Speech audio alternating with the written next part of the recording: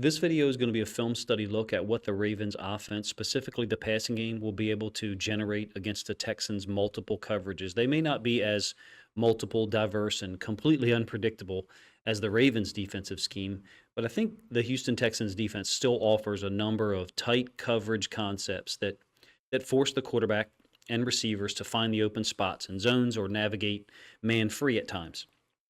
I'm not sure, to be honest with you, how much man free the Texans are going to want to play in this matchup.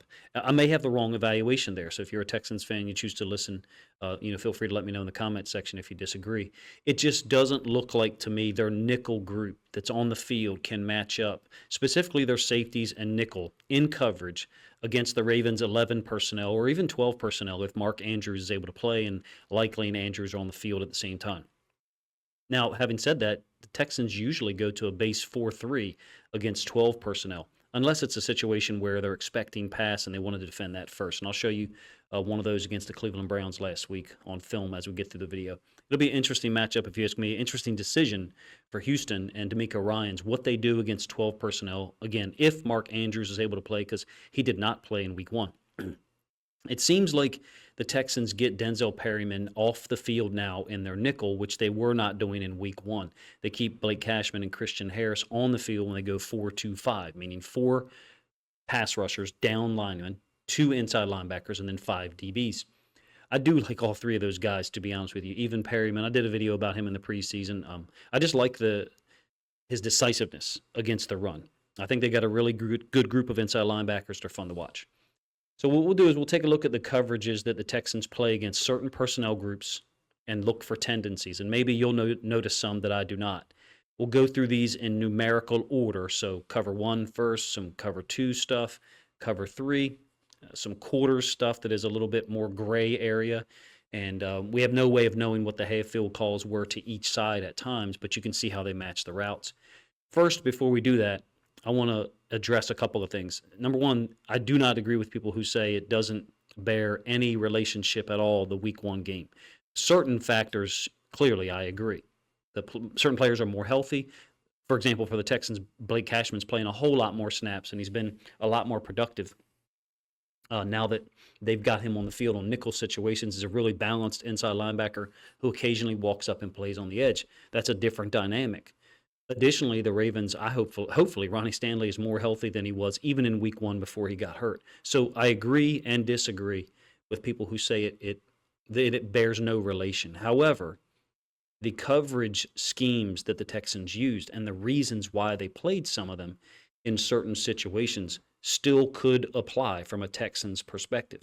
They were able to get pressure on Lamar. If they're able to do that again, particularly with 4 rushers, they're going to cause problems for this Ravens offense, particularly in third down situations. I think in week one, they generated 4 sacks, 7 quarterback hits. The Ravens were still able to prevail 25-9 in a game where clearly the offense didn't play that great for the Ravens. All right, let's get the film started from week one. And this is going to be showing pressure and playing man. It's the first possession. I think it's Grenard on the sack for a loss of 7. Ravens' first possession. It's a 3rd and 2. Flowers has Stingley beat down here to the bottom side of the screen and maybe late up at the top. I think you've got OBJ on like an in cut.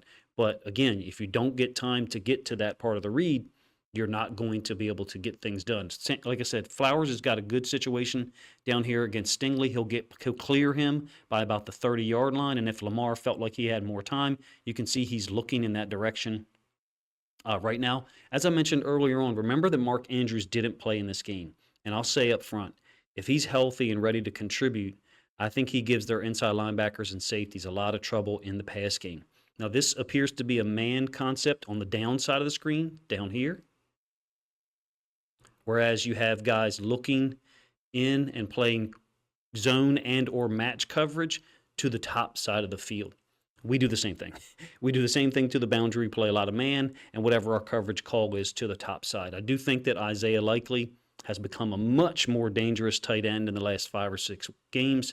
And if you're going to play man to the boundary so often, I think that Lamar trusts him and is going to be more willing to get him the ball quickly, which we've seen recently. I think the Ravens' offense is way smoother and quicker now. I think the calculations that have got to be done by the Texans In some ways, they are the same calculations, but I think they're going to be more difficult problems. Imagine like algebra when someone first introduces a new concept to you, they show you the easy problems first, and then medium difficulty after about 10 or 15 or 20 minutes. And then the next day you come in, you're like, I'm good with this stuff, I'm good. And the teacher gives you the same stuff, but it's way more difficult. I think that's what the Ravens offense presents to the Texans team, number one. Number two, I think that if you played the Ravens in 2019, 2020, or whatever, even up to last year, the plays that we ran in week one were pretty much going to be the same plays that we ran later on in the year. Now there's a far wider variety of plays that are used, and sometimes those plays will disappear for a couple of weeks, and then Monken will bring them back, and you're like, whoa, after a gain of 15, you're like, where's this been for a couple of weeks?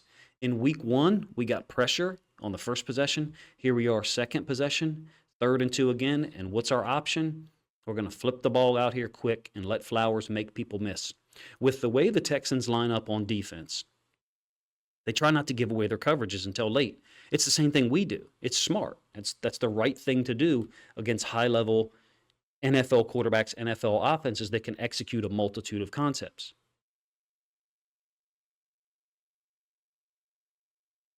The longer it takes the offense to understand what coverage you're in, the better chance you've got of your pass rush getting there. Some of these hitch screens and bubbles, I think, are a good idea. It's what the Texans want. It's what we want to a certain extent. We've been weak against screens under Mike Macdonald at times. That's obvious. But they want this. They want to see the ball thrown in front of them and go pursue at these declared angles. But I think Zay Flowers, this is what makes the drafting of him so brilliant.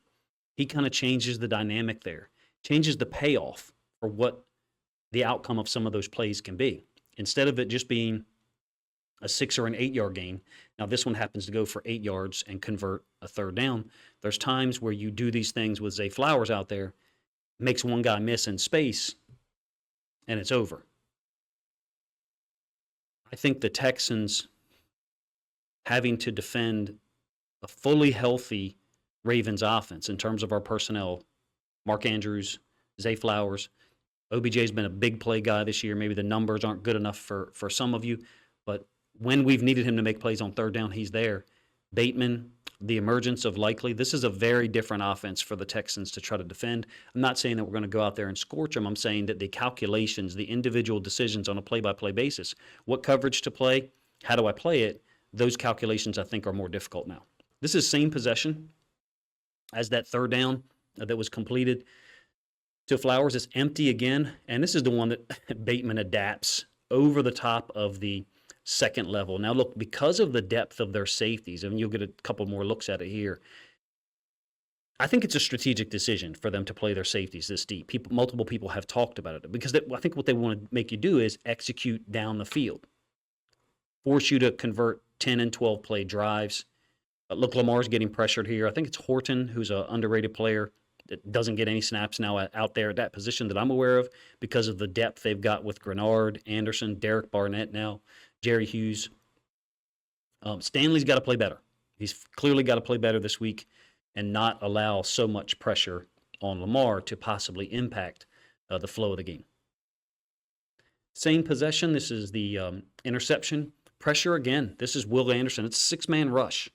So it's man free with no low hole dropper or spy. This is exactly what Mike Tomlin was talking about a couple of months ago in terms of a spy being a wasted player against Lamar. Make him get rid of the football. Force him to get rid of the football by removing the option of him to move around like we just saw in the previous play. So my point is, I think maybe early we won't see as much pressure brought until Lamar does scramble and hurt them and or until the Texans need it. I thought that was the dynamic in the last game as well. When I say pressure, I mean bringing 5 or 6. And look, is Flowers being held over the middle by Nelson? Yes. You can clearly see it from the end zone angle. But it's a smart play by Nelson with all that open space out in front of Flowers. This is a touchdown if we get the ball out in front. If there is no hold here, this is a touchdown, assuming that we can get the ball out here in front. I don't know about you, but I'll put it this way. I would love to see this matchup again on a 3rd down inside the red zone on Saturday. And I'll leave it at that.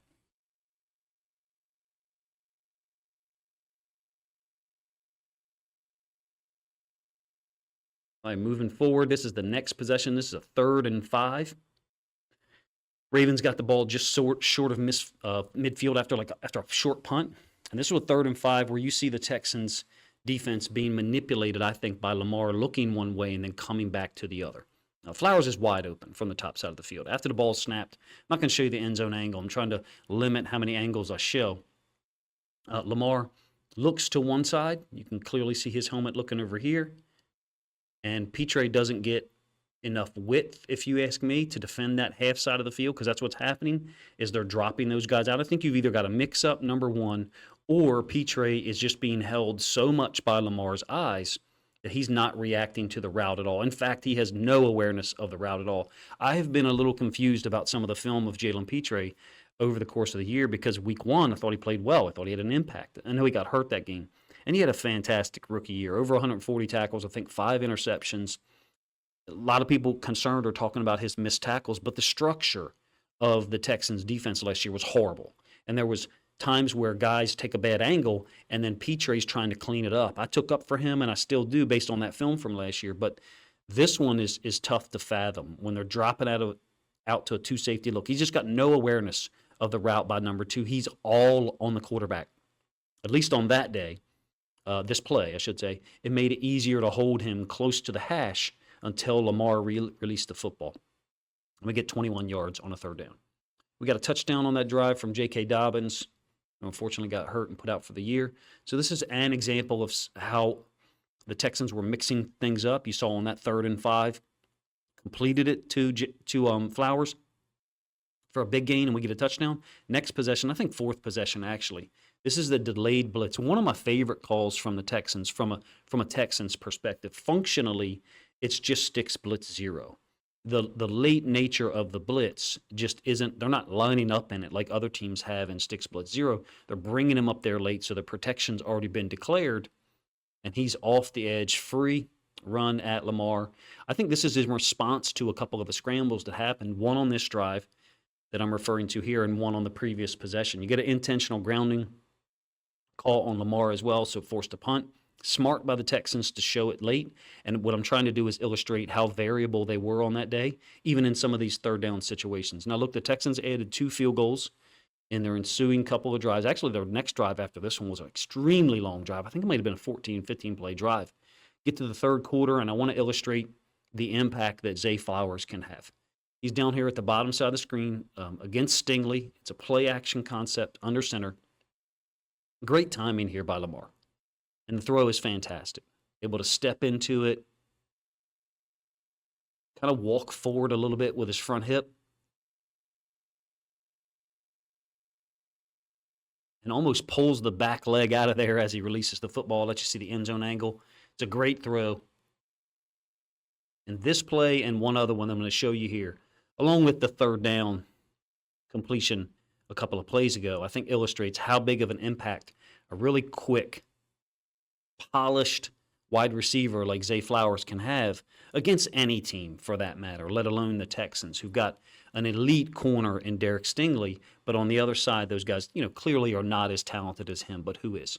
All right, 3 plays later, same drive. This is a perfect illustration, if you ask me, of the danger of bringing pressure against Lamar in 2023. Yes, you get the ball out of his hands quick. So there's less ways for us to beat you on that play, theoretically. It's Lamar throwing. That's it. He can't scramble, can't really extend the play because they're just overwhelming so many gaps. And you've got, again, man all across the board. There's no low hole, middle of the field dropper because they've inserted him as the next rusher. And in fact, the guy responsible for the running back is also blitzing. So functionally, you got a 6-man rush. But the problem is you leave so much space open if and when we do get the catch. And we've got guys, 2 of them I want to talk about now, 2 young guys who, after the catch, are a real problem. And obviously one of them is Zay Flowers, and the other one is Isaiah Likely. One of them's difficult to even get your hands on, Flowers, and the other one's just a load to try to tackle out in space and is really good with stiff arms, and that's Likely. Very next play, the last one from week 1 that I'll focus on.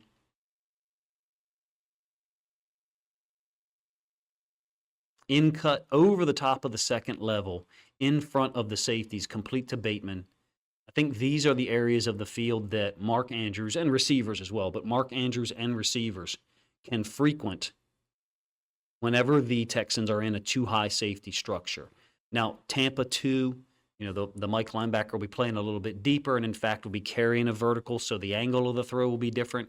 And the contested nature of it would obviously be different. You wouldn't be as wide open.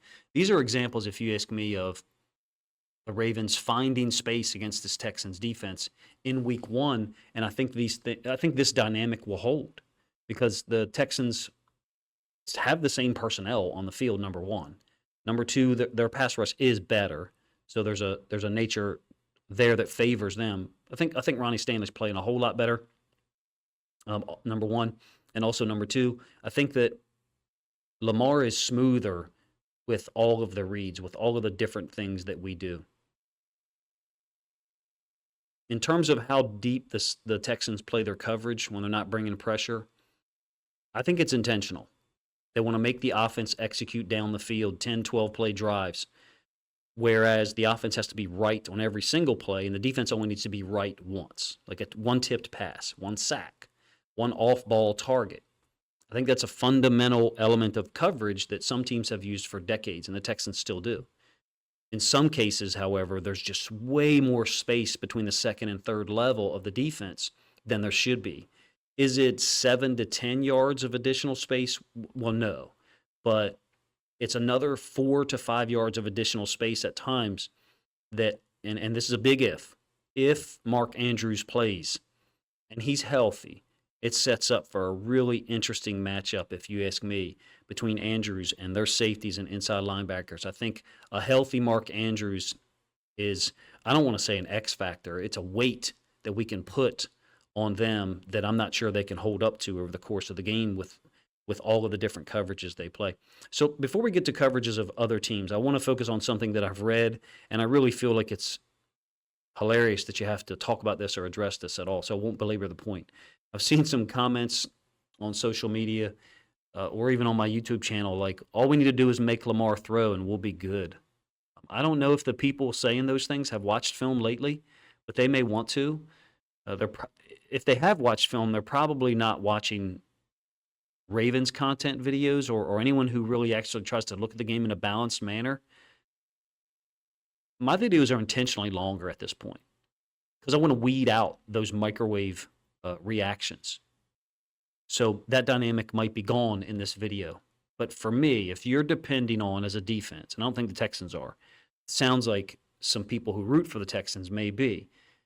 If you're dependent on the Ravens pass game being unable to generate big plays, unable to convert third downs, or unable to complete 3, 4, 5 passes per drive, you're mistaken. This is not the team to paint in that corner, especially if Andrews plays 30 snaps this week.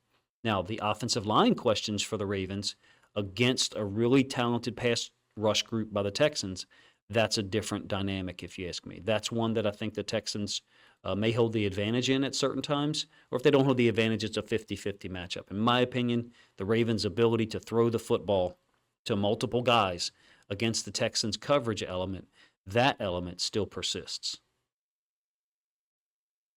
All right, let's get into some coverage things and some observations about their defense, and additionally try to give you some information. So pre-snap during the broadcast, if you get a wide enough angle view, you can kind of predetermine what coverage you think the Texans may be playing. First of all, they're very fast. All right, this is a little hitch screen to Hopkins out in the slot, and just look how quick King, and I think it's Carson, the guy who was on our roster earlier in the season, those guys are playing a lot of snaps now. Maybe it's because of injury or whatever, but first of all, they come downhill quick. I like King. He's a very aggressive guy against the run.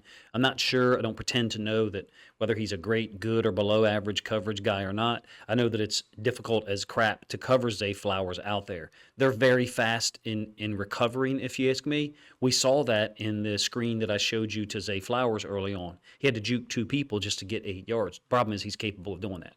All right, so another situation. They roll down a safety to one side or the other. It's pretty common. This happens to be man free. Trying to get the ball to Hopkins, coming across against Stingley. And very common thing that the Texans do is the backside safety will drop down to try to defend that. The Ravens, if you ask me, have got to look at something like this when they get man free, and then looking at going up top, trying to win something down the field. In this case, Jerry Hughes gets a lot of pressure. I will give you the end zone angle to this. You can see Steven Nelson doing a pretty good job on, I think that's Burks up to the top side. This route kind of gets in the way of Hopkins, but this safety is going to cover that up anyway. And Hughes gets around the edge, get a big forced fumble that actually knocked Will Levis out of the game. So man free. Like I said, we're going to try to go through this numerically. So we're at the number 1, cover 1, same play, end zone angle, and Hughes around the edge. You will see Levis's eyes looking at the safety, Jackson. I think was brought over from Denver, but they've got a lot of guys that they play. This is week 17, by the way. Strip sack, Levis is out of game. And I think Rankins, I think he has 2 fumble recoveries for touchdowns this year, or maybe one of them was close. So look at the differential here, and this is a 3rd and 2 last week. Now, I'm not saying that it's because of the players they have on the field, but this is a 3rd and 2, I think 7th possession. So I believe this is after the Texans have gone down and scored, and Joe Flacco's getting ready to throw his first pick 6 on the very next play after this one, or maybe 2 plays later. But look at the depth that you get from these guys. It's a 3rd and 2. The safeties are at incredibly high depth against 13 personnel. And in fact, the Texans are in their nickel defense. They've got King on the field with Perryman and Cashman. I think Christian Harris was hurt at this point, so that's why he's off the field. When I talked about it in the intro, I said that on a nickel defensive look, you're going to get Cashman, and the other inside linebacker is going to be Harris. I think Harris was hurt here, came back in the game eventually and got the pick 6 on the next possession after this one. But this is, I would call this a star concept in some cases. You get this widening of the flat routes, players sitting down top of the numbers or between the top of the numbers and the hash, and then eventually you get a running back that kind of sits down in the middle of the field. So I would say we would call it a star concept, whatever you want to call it, X, where you get 5 players just spreading the court. In this case, Flacco's getting rid of the ball quick. If there's that much space for the Ravens between the 2nd and 3rd level of the defense, I do think there'll be the opportunity for big pass plays. Another 2 high safety structure. I do love how the Texans guys communicate, man. They just do a great job, I feel like, pre-snap of communicating and echoing calls, making sure that everyone on the defense is on the same page. I think D'Amico Ryan's a great teacher. We've got a great teacher, multiple great teachers on our defensive staff, right? I mean, Mike McDonald and all the guys who are coaching positions over there. But these guys do as well. This is a Tampa 2. So you've got 2 high safety, Cashman getting ready to get depth and run with a vertical. And there's some times where Tampa 2 can look like quarter, half because of the depth of one player. In this case, Stingley happens to be deeper than the corner to the other side. And you can see it's another one where Amari Cooper is able to sit down and kind of find space when it's not man. For the Texans, I find that when they're playing quarter, half or cover 6, which I'll show you in a little bit, you don't get this depth with these 2 players.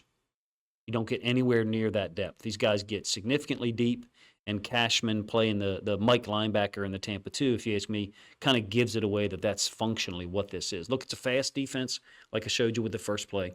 They're capable of playing a lot of different coverages. I'll show you some cover 3 stuff in a moment and some cover 6. I do really like this defense.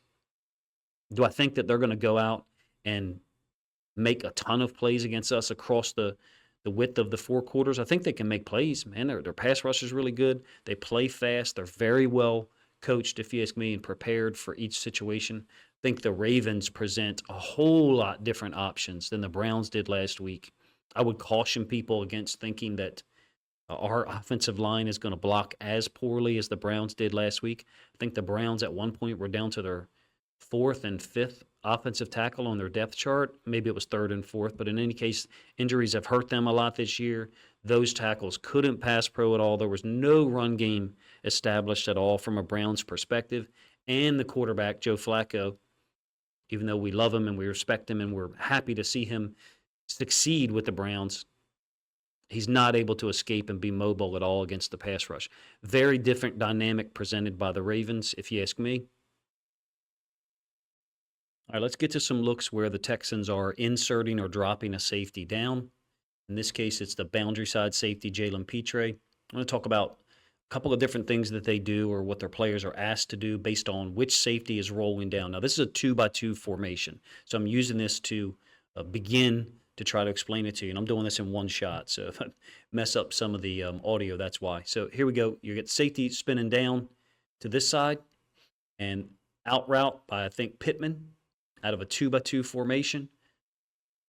You get this exchange of Stingley and Petre, if you ask me, in what looks like a cover 3, but it's quick game stuff by the Colts. So since they're looking at the quarterback so heavy, you're not really seeing a nice cover 3 delineation at any time because the ball is out so quickly. I think this one gives you a better idea, number one. Number two, I think this one also tells you how well trained their guys are for certain situation. Minshew ends up scrambling here. This is same drive as the previous play that I just showed you, but you're going to see two versions of safety spinning down or being responsible for a second level of the defense. In this case, the safety is taking curl flat. You got a backside of trips, essentially man. And watch what Christian Harris does when number 3, the tight end, disappears from the strong side. So I'm talking about 81 disappears here. He knows, Christian Harris knows that guy, if he's in the flats, will be picked up by the safety who rolled down. I think it's Carson. We'll run this one time and then pull it back and re-explain it.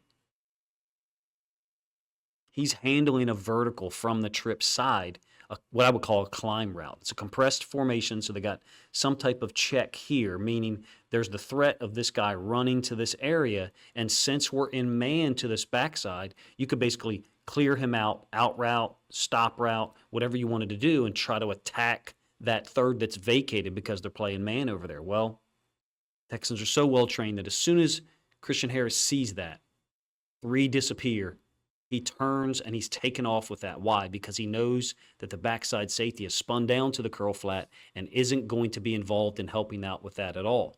I'm going to speed through a couple of plays here real quick and illustrate to you the difference in how they play this sometimes. So this is empty, so slightly different, but here's the trips. This safety is going to spin down, except he's not going to get as much depth.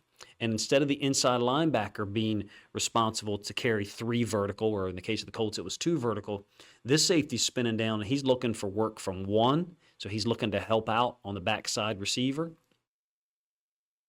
which is Hopkins, or he's looking to help out with something from this side, running that climb route. Some people call it a post, whatever you want to call it. So there's a difference in when the safeties spin down. Now, you might say, well, Coach, you didn't really spin down. Well, I believe that this is cover 3 here, except this guy's playing at depth intentionally because they're trying to get him to help out with an in cut by 1 on the backside and or a climb route by 3 on the front side. So they're trying to mitigate what I just described on the previous play, which is an out route or some type of clear out by the backside X, and 3 from the strong side, from the trip side, running that climb route here. So they're mitigating it in 2 different ways. One way on this particular instance is the safety, which again I think is Carson. The other play that I showed you, that I told you I think illustrates some of their level of awareness, it was Christian Harris. So when you talk about multiplicity, even inside of cover 3, which I think there'll be some people on this play who say that's not cover 3, Coach. It's a match cover 3, fine, but he's got rules. The safety spinning down there, he's got rules that he's looking for: 1 weak, 3 strong, or 2 strong if it's a compressed formation. All right, so we'll reverse back here in terms of the order, and we'll look at a play from last week. This is trips closed. So you've got 3 to this side, and you've got tight end nobody backside. Big hit to Njoku up to the top side. Petre spins down. So they're essentially playing cover 3 here with a man backside on the tight end by Steven Nelson. It's a big hit against Nelson. Njoku up the seam to this side. I think they're playing cover 3, excuse me. King pushing the curl flat. Hook the curl player.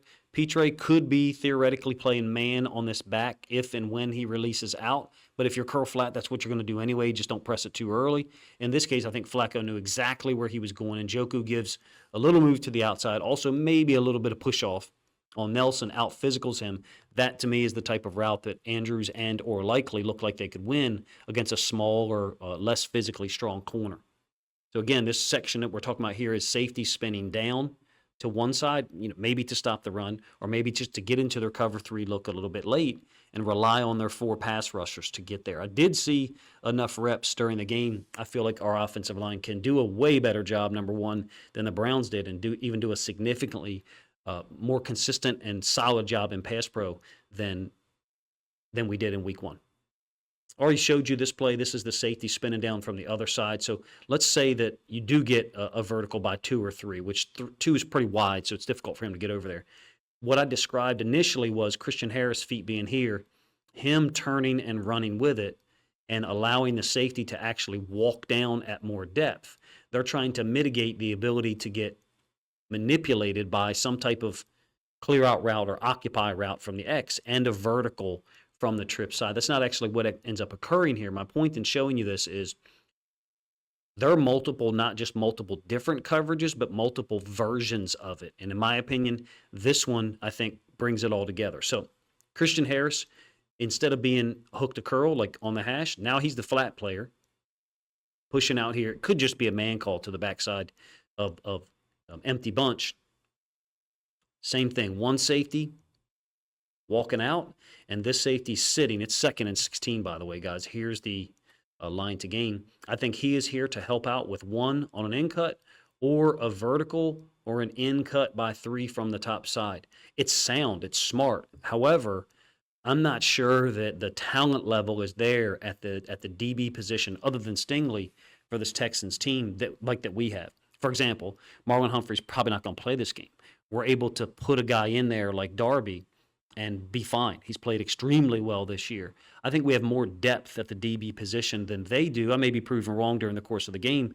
What I'm saying is the exact reason why this safety is spinning down there occurs on this play, and there is conflict created, don't get me wrong, by the route from Cooper, potentially sitting down here at the top of the numbers, and this in cut here. But Carson's not able to react to it in time. And of course, Joe Flacco's got a cannon for an arm, able to stick this thing in there. What I'm saying is even within certain coverages that they play, there's different versions of it. That's not surprising. It's the NFL. They're professionals. They get all day to install these things and be able to rep it and react to it. The reason why they're playing this version of cover 3 just happened right there, and Flacco and the Browns were still able to execute it. I think within some of these coverages are small things like that the Ravens are going to be able to exploit because we've got a superior offensive line to the Browns, a quarterback who presents far more options than Joe Flacco, and receivers and tight ends that are going to threaten downfield and I think open up more of those gaps between the 2nd and 3rd level. All right, the last type of coverage that I'm going to choose to look at here, there's others that I could mention, but this video's gone on really long. This is quarter, half, or what a lot of people refer to as cover 6. Happens to be another example of Will Anderson just being an absolute terror, in this case against the left tackle for the Texans in Week 17. But you get a really nice look at pre-snap, what it looks like when you get quarter, half. Now, the Texans aren't going to only show this look when they play quarter, half or cover 6. And what I mean is look at the depth of Stingley to the field versus the depth of this corner here. Additionally, the nickel was responsible for the flat here, curl flat, and quarter, half. I think this also gives you a nice illustration of how well they communicate during the play. So I'm talking about Stingley down here to the bottom side, pointing out to Pitre that's the guy he's got to deal with, meaning I'm passing him off to you right now, and I'm going to help out on this later delaying out potentially because there's 2 players who could threaten our curl flat defender, and I may have to help there. So the communication, I think, is very sound, very obvious at times for the Texans, and they're very well trained. All right, this is another example of a quarter, half, or cover 6 that I think kind of illustrates why some people are disappointed in Pitre. This is a big throw from Tannehill. Again, Levis is out of the game at this point, Week 17. And Pitre's going to, I don't know why, he's jutting outside. You got flat player here, 1/2 player here, quarter, and then King theoretically would be a curl flat player who could push the flat on something in that direction. Watch Pitre momentarily move out towards the sideline, towards the numbers, and his eyes are flashing to 1, and 2 crosses his face, which you just can't let him do. That's your area of responsibility.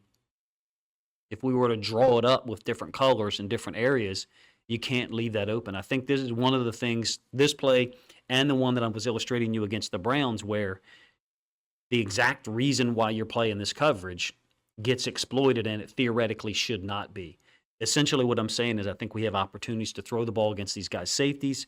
And I still think Jalen Petrie is a dangerous player. I did multiple videos on him last year in his rookie season. He has had some issues. I think this is an issue with eye discipline here because, in terms of athleticism and recovery, he's able to still get there and challenge the catch by Chris Moore, former Raven, by the way.